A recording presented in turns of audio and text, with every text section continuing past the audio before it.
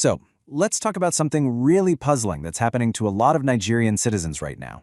Out of the blue, their valid US visas are being canceled with absolutely no explanation. It's this quiet, behind-the-scenes change that's causing some major disruption for pretty much everyone, from professionals to families, and even a whole sector of Nigeria's economy. We're going to dig into what's really going on here. And this quote right here from Olufemi Soniye, who used to be with the Nigerian National Petroleum Corporation, just nails it. Think about that for a second. People who did everything right, who have valid visas, are just having them canceled. Poof, no reason given.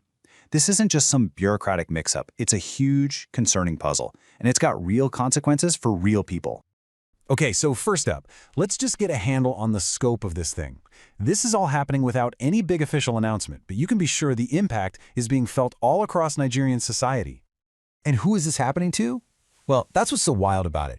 It's not one specific group. We're talking about a well-known journalist, the head of a federal agency who is literally about to give an international address, even an entrepreneur from Abuja with a totally perfect travel history. It's hitting professionals, it's hitting families trying to plan for school or just see each other. And get this, some people don't even find out their visa has been canceled until they're standing at the airport ready to board a flight. Just imagine. So, what's the official word from the US government? Well, the letters people are getting are just incredibly vague. They mention some federal regulation and say that, quote, new information became available. And that's it. No details, no evidence, and this is the crucial part, no clear way to appeal the decision. It leaves people totally in the dark with no way to defend themselves or even figure out what they supposedly did wrong. Now, this problem isn't just some abstract issue. It is creating a very specific, high-stakes crisis for one really important industry, Nigeria's seafarers. First, let's just talk about the money, because the numbers are staggering. A petition from these seafarers estimates that Nigeria is on the verge of losing $2 million in foreign exchange earnings, and that's not a one-time hit. We're talking every single month this policy stays in place. That is a direct blow to the Nigerian economy. And that $2 million figure? It's not just a number on a spreadsheet. It has a very real human cost. Right now, over 250 Nigerian seafarers are at immediate risk of losing their jobs. These are skilled workers on international ships, and their careers are suddenly in complete jeopardy. And the ripple effect is just huge.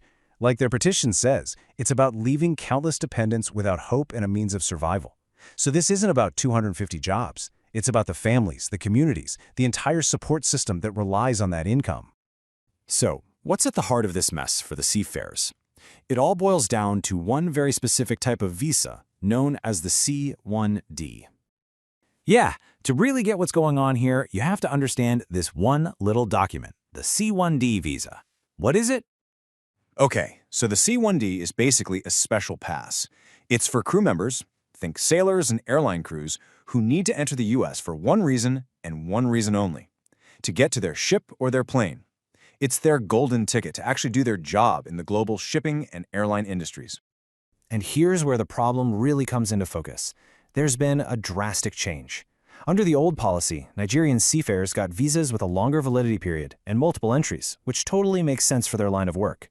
But the new policy? It's been slashed to just 3 months, and it's only good for a single entry. For a seafarer who joins different ships at different times, this is a logistical nightmare. It makes it almost impossible to hold down a job.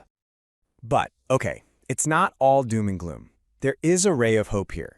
The seafarers are fighting back, and they're taking a page out of a playbook from a very recent and very relevant success story. So, these seafarers, they're not just sitting back and taking it. They've taken formal action. They've filed a petition with Nigeria's Ministry of Foreign Affairs, asking their government to step in, start talking, and sort this out. And their argument is just so straightforward and logical. They're making the case that, look, Nigerian seafarers have a fantastic track record. They don't overstay their visas, they do their jobs, and they go home. Plus, they already go through all these intense security screenings and background checks just to get hired. By any reasonable measure, they are a low-risk group.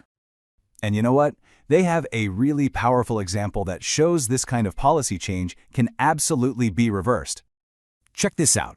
Seafarers from Zimbabwe. They were in the exact same boat, no pun intended. They faced the exact same restrictions. But their government got involved, started diplomatic talks with the US. And you know what happened? It worked. The US reinstated their 2-year multiple entry visa. This is a perfect precedent for what the Nigerian seafarers are trying to achieve. Okay, so let's zoom back out. How does this very specific fight with the seafarers tie back into the bigger picture with all the other visa cancellations? Well, their battle isn't happening in a vacuum at all. Their struggle, you could say, is kind of like the canary in the coal mine. It's a very clear, very tangible example of what a lot of people fear is a much broader, unannounced shift in U.S. policy. It puts a face and a big economic price tag on those vague anxieties we talked about earlier.